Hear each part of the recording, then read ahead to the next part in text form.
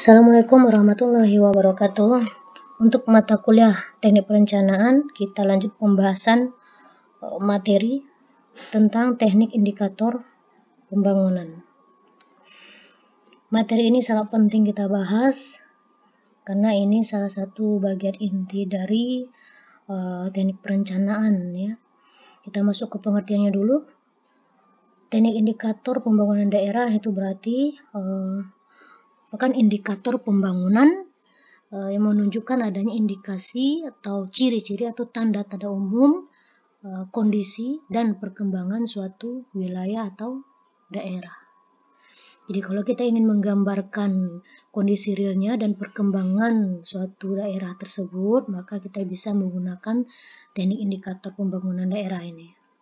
Indikator pembangunan daerah terdiri dari dua, yaitu indikator ekonomi daerah dan indikator kesejahteraan sosial. Teknik perhitungan analisanya sebenarnya bisa kita kembangkan sebagai suatu bahan untuk penelitian ya atau karya ilmiah, karena ini menggunakan teknik perhitungan tertentu. Tiap dua indikator besar ini, indikator ekonomi daerah dan indikator kesejahteraan sosial, masing-masing memiliki 4 teknik perhitungan ya, nanti mohon dipahami. Kita masuk dulu ke indikator ekonomi daerah. Apa saja yang termasuk pada indikator ini? Ada 4. Yang pertama, indikator tentang struktur ekonomi daerah. Analisa ini diperlukan untuk menyusun perencanaan pembangunan daerah sebagai dasar untuk menentukan arah umum pembangunan daerah secara umum ya. Nanti kompleksitas permasalahan secara khususnya bisa menggunakan teknik indikator yang lainnya lebih luas lagi. Bila struktur perekonomian suatu daerah misalnya ya didominasi oleh kegiatan pertanian atau agraris, maka arah pembangunan harus disesuaikan dengan struktur perekonomian itu.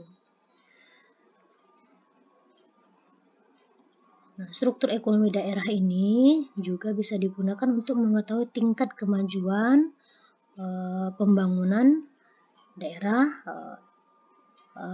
atau wilayah yang bersangkutan. Suatu perekonomian dikatakan sudah maju bila kontribusi sektor industri lebih tinggi atau lebih besar dari sektor pertanian dan jasa. Nah, ini kesimpulan umum yang bisa kita gunakan sebagai dasar. Jadi, ketika struktur perekonomian daerah itu masih dinyatakan sebagai struktur ekonomi agraria atau pertanian, maka daerah tersebut belum bisa dikatakan sebagai daerah atau wilayah yang maju karena struktur perekonomiannya masih lebih tidak termasuk kepada struktur ekonomi untuk sektor industri. Bagaimana kita menentukan struktur ekonomi daerah tersebut? Kita bisa menggunakan formulasi kontribusi sektor ekonomi. Data yang kita perlukan adalah data sektoran yang tertuang dalam PDRB. Ini formulasinya, kontribusi sektor ekonomi I tertentu ya, sama dengan nilai tambah sektor I dibagi dengan jumlah PDRB nilai sektor tersebut dikali 100%.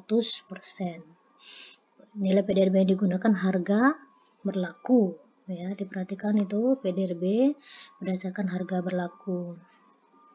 Nah, dari perhitungan rumus di atas maka nanti ketemulah kontribusi sektor mana yang paling tinggi.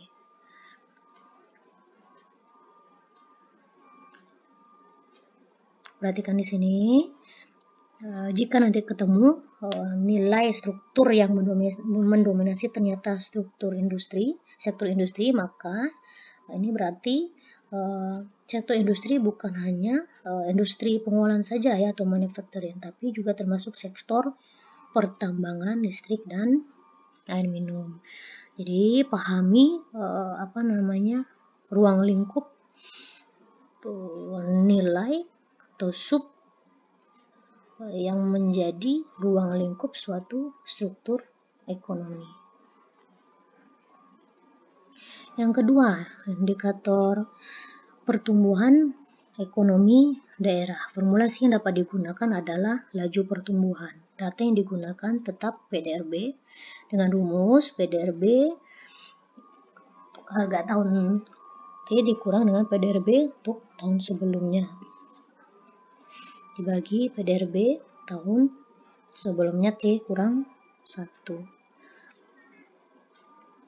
Tingkat kemakmuran ekonomi daerah bisa digunakan dengan menghitung tingkat kemakmuran suatu daerah yang dimana pengukuran ini lazim digunakan dalam bentuk nilai pendapatan per kapita berdasarkan harga berlaku.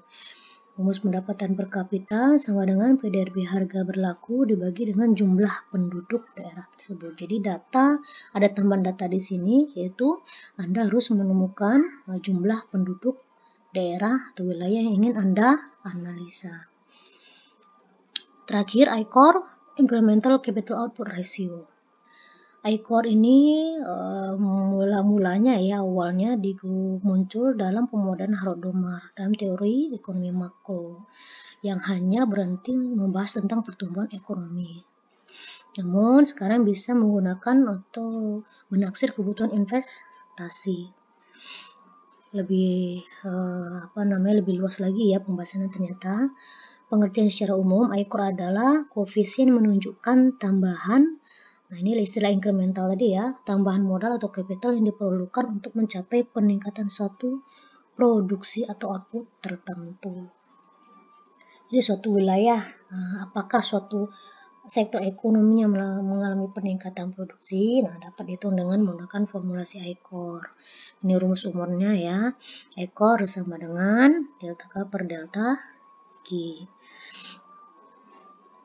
K itu adalah PMDTB per PDP T dikurang PDP T kurang 1, di mana K itu adalah ekornya, PMDTB penanaman modal tetap domestik bruto, PDB T berarti produksi domestik bruto tahun T, atau PDRB tahun T dikurang 1. Ini bisa Anda pelajari nanti lebih lanjut. Ini ada beberapa contoh perhitungan, nanti bisa saya jadikan sebagai bahan tugas ya, bahan tugas untuk perhitungan. Ini cara perhitungan.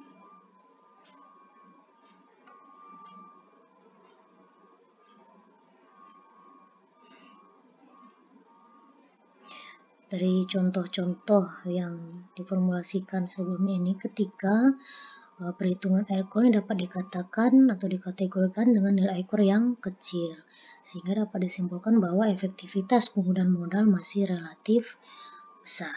Seperti itu. Lanjut tentang indikator pembangunan, selanjutnya ada indikator kesejahteraan sosial, juga ada 4 di sini. Anda bisa menggunakan indeks pembangunan manusia, datanya ada ini ya, atau menggunakan analisa Gini rasio boleh, atau analisa tingkat kemiskinan dan analisa tingkat pengangguran. Ini dikatakan sebagai indikator kesejahteraan sosial. IPM itu apa? Indeks kombinasi 3 unsur penting tentang nilai kondisi kemakmuran masyarakat, daya beli atau pendapatan, dan tingkat pendidikan, kesehatan masyarakat suatu daerah. Jadi ini lebih kompleks ya daripada penggunaan perhitungan analisa pendapatan per kapita untuk melihat kesejahteraan masyarakat suatu daerah. IPM konteksnya lebih luas. Jadi di sana sudah ada data pendapatan, tingkat pendidikan dan kesehatan masyarakat. Nah, selanjutnya data tingkat kesehatan ini biasanya diukur dengan nilai harapan hidup ya. Tingkat pendidikan biasanya diukur dengan persentase melek huruf orang dewasa atau rata-rata lama sekolah. Daya beli direpresentasikan dengan pengeluaran atau konsumsi per kapita masyarakat. Nah, bisa. Ini contoh-contoh definisi operasional variabel ketika Anda ingin mengangkat suatu isu atau fenomena variabel dengan pembahasan IPM ya. Ini bisa mewakili artinya. Tapi data IPM itu sendiri sebenarnya sudah terpublish ya, sudah ada. Nah, ini formulasi IPM. IPM sama dengan sepertiga indeks. X1 tambah indeks X2 tambah indeks X3. Ini tadi X1 itu tadi ya, harapan hidup. X2 tadi tingkat pendidikan tadi. X1 tadi tingkat kesehatan ya, X2 tingkat pendidikan, X3 tadi adalah daya beli. Ini perhitungannya. Oke, nilai resmi IPM biasanya itu dikeluarkan oleh BPS. Nah, hasil perhitungan jika nilai bergerak dari 10 sampai 100 dengan pengertian ini bahwa nilai IPM kecil berarti kualitas sumber daya manusia masih relatif rendah. Nah, itu ya, semakin kecil IPM berarti kualitas SDM kita itu berarti semakin rendah. Berarti nilai yang kita harapkan di situ adalah nilai IPM yang semakin besar. Indikator perhitungan lainnya bisa kita gunakan adalah Gini rasio atau ketimpangan pendapatan. Koefisien Gini atau Gini rasio adalah menghitung tingkat kesenjangan pendapatan personal rumah tangga secara agregatif yang diterima masyarakat di atas tingkat tertentu. Nah, pembahasan tentang Gini rasio ini biasanya menggunakan alat bantu ya, kurva Lorenz. Nah, ini contoh kurva Lorenz. Anda juga sudah belajar ini. Oke, perhatikan pada grafik di atas, garis OB, garis linear dari titik 0 menuju kanan atas melambangkan kondisi sama rata atau distribusi pendapatan merata secara sempurna. Untuk garis ODB, nah itu adalah kurva Lorenz. Inilah yang menunjukkan posisi tingkat pendapatan yang sebenarnya yang terjadi di masyarakat dalam suatu wilayah. Semakin dekat garis ODB ke garis OB itu ya, maka semakin merata distribusi pendapatan. Nah, lihat cekungannya ya. Jembungan garis ini ODB itu. Jadi semakin mendekati, yang kita cari di sini adalah garis ODB yang semakin mendekati garis OB. Ya, berarti kondisinya itu semakin baik.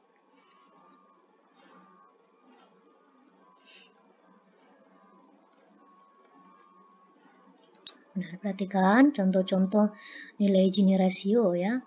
Ini berkisar antara 0 dan 1.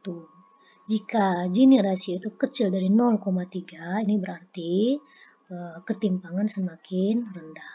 Gini rasio besar dan sama dari 0,3 tapi kecil dari 0,5, ini disebut sebagai ketimpangan yang sedang. Gini rasio besar dari 0,5, nah inilah terjadi permasalahan ya dalam kondisi suatu wilayah atau daerah. Nah, ini berarti ketimpangan itu semakin tinggi.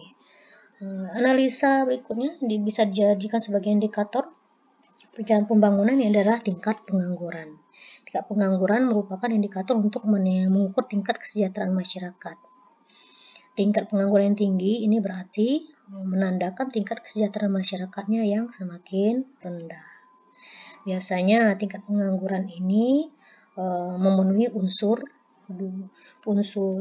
unsur utama ini ya, itu jumlah pencari kerja, itu selisih jumlah penduduk umur kerja dengan jumlah penduduk bukan angkatan kerja. Bukan angkatan kerja itu contohnya anak sekolah umur atau masih umur produktif tapi masih dalam masa bersekolah, ibu rumah tangga. Nah, ini mahasiswa termasuk seperti Anda ya. Ini sebenarnya bukan termasuk kepada termasuk pada penduduk bukan angkatan kerja. Kemampuan penyediaan atau penyerapan tenaga kerja ini bisa analisanya secara khusus bisa kita lihat dari teori tenaga kerja dari sisi supply tenaga kerja di pembahasan pasar tenaga kerja. Jadi teorinya yang bisa Anda gunakan ketika Anda menggunakan pembahasan ini di sini adalah data tentang tingkat pengangguran atau jumlah pencari kerja juga bisa, dengan syarat data jumlah penduduk umur kerja diketahui dan juga data bukan angkatan kerja itu diketahui. Atau bisa juga Anda membahas tentang pasar tenaga kerja ya, supply tenaga kerja, boleh. Nah, ini bisa digunakan sebagai analisa untuk membahas indikator pembangunan suatu daerah. Tingkat kemiskinan juga bisa digunakan untuk analisa ini. Tingkat kemiskinan itu berarti persentase penduduk miskin yang terdapat di suatu daerah. Nah, ini bisa dalam konteks wilayah pedesaan atau perkotaan. Penduduk miskin ini pada dasarnya adalah golongan masyarakat yang jumlah pendapatannya belum dapat memenuhi kebutuhan pokok minimum. Nah, itu ya secara khusus, secara umum. Boleh nanti lebih luas lagi Anda pelajari tentang konsep kemiskinan dan teori kependudukan misalnya, ada perdalam lagi pemahamannya, karena untuk konteks pembahasan pengertian menurut BPS misalnya, nah itu kadang indikatornya pengertian indikatornya itu berbeda lagi, tapi tetap bisa digunakan sebagai landasan teori. Oke. Nah, bagaimana kemungkinan data-data yang bisa kita gunakan dalam analisa tingkat kemiskinan ini? Nah, itu satu, jumlah pengangguran. Ya, bisa ya, jumlah pengangguran, jumlah penyerapan tenaga kerja, atau jumlah pencari kerja. Nah, itu bisa kita gunakan sebagai data untuk menganalisa tingkat kemiskinan. Tingkat pengangguran, ini sedikit saya bahas, yaitu persentase jumlah pengangguran dibandingkan dengan jumlah penduduk usia kerja. Ini angkanya bisa Anda gunakan atau Anda hubungkan ketika Anda membahas tentang kemiskinan. Ini jenis-jenis pengangguran, saya rasa Anda sudah pernah membahas di sini. Saya singgung secara umum saja jenisnya. Di sini adalah pengangguran terbuka, terjadi karena benar-benar tidak mendapat pekerjaan atau tidak tersedianya lapangan kerja. Pengangguran terselubung, pengangguran karena tidak bekerja penuh ya, tidak sesuai profesinya atau bekerja tapi dengan produktivitas yang rendah. Nah, ini pengangguran terselubung, bermasalah juga ini ya. Oke, sekian pembahasan kita untuk materi hari ini. Bisa untuk bahan diskusi atau ada bahan yang ingin Anda tanyakan, bisa kita bahas lebih lanjut. Assalamualaikum.